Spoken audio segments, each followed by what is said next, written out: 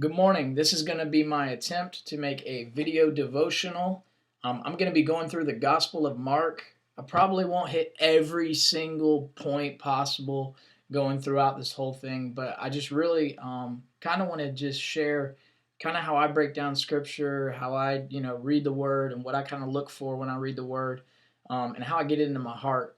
For me personally, I read a small section of verses, and I read that same section of verses every day for a week.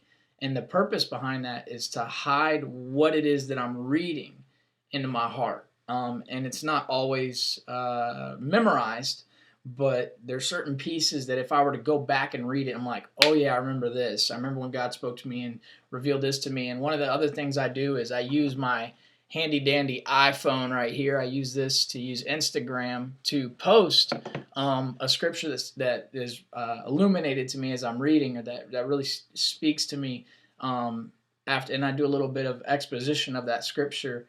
And exposition means kind of explaining and understanding of the scripture, figuring out the context, what's going on, who's Jesus talking to, who's Paul talking to, different things like that. So I try to get into that scripture and see what it is really saying, or what is a meaning I can pull from that is applicable to today. At least for me, whenever I exposit the word, I want it to be applicable at the same time as gaining knowledge, because we know the word says with more knowledge comes more sorrow.